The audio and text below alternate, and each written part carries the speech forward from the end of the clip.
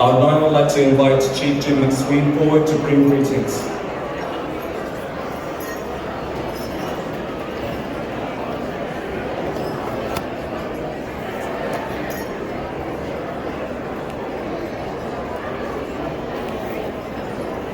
Good morning, good afternoon, everyone. Thank you for joining us here today in what is surely one of my favorite and hopefully your favorite events of the year. As you've heard, I'm the chief here at YRP, here with all of the deputies, and we're truly honored to have everyone here celebrating with us once again, including all of our senior officers. Let's have a big round of applause for all the dancers, the drummers, who've done an amazing job opening this event.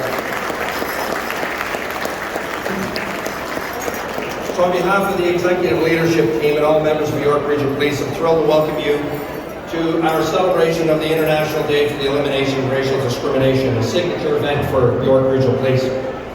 Thanks to Sergeant Brewster for your introduction, and once again, thank you to the distinguished provincial, municipal, and community leaders who joined us here today. We've already had some introduced, so thank you all. It's really important you're here. Also, a special thanks also to my friend, Deputy Chief Julie Craddock from the Anishinaabe Police Service, as well as Elder Daryl Boissonneau. Thank you both for being here as well. Great to have you. As always, Mayor Scarpitti, I don't see him here yet, but I know he is coming soon. He's been here since we've hosted, since the inception of this event many years ago, so thank you in advance. Thanks, Mr. Mayor, for being here.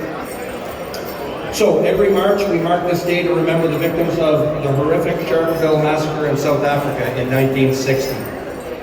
After that event, the global community banded together in a shared commitment to fight racism, discrimination, and hatred in all of its ugly forms. And now, all those years later, the fight still remains incredibly poignant.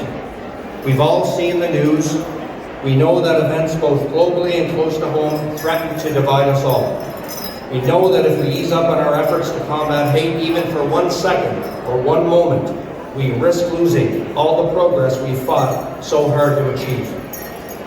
I can tell you that I am truly proud of the work we do at our police service and here in York Region to participate in this effort, to break down barriers that divide us and to design policies, practices, and initiatives that promote fairness for everyone.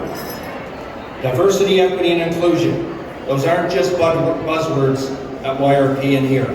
And today, it's an opportunity to renew our commitment to upholding these ideals and make sure that no one goes without a voice or a seat at the table. Diversity truly is our strength.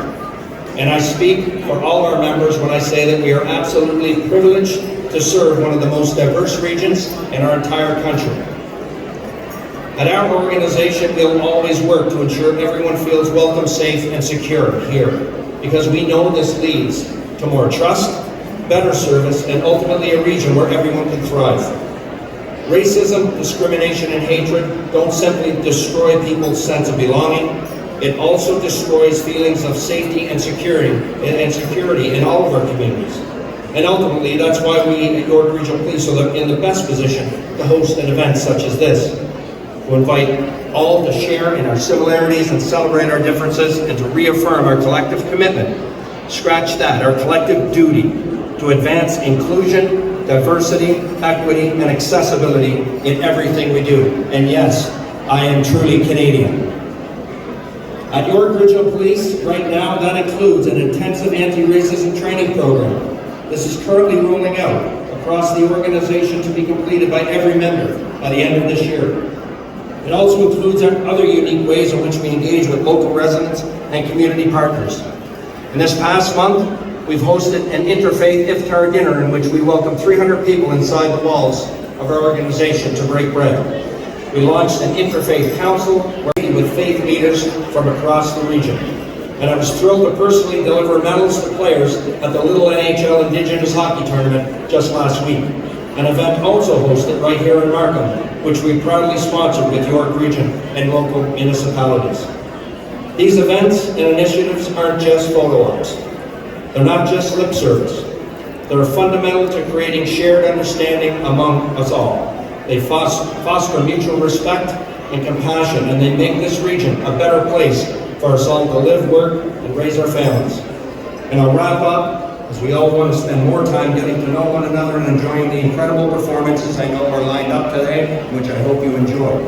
And I know you'll enjoy this event much more as soon as I get off the podium. So thank you, have a great day, and miigwech.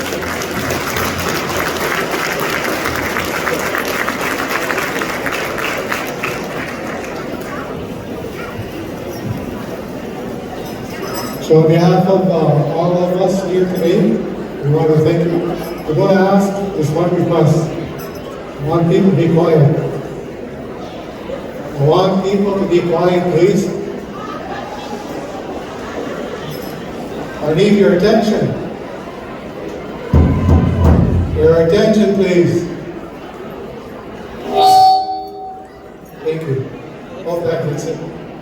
But it's important that we follow our sacred protocols all the time, and I'm not going to make an apology because we need a little bit more time, but it's important you learn more from us. And our protocols are important to us.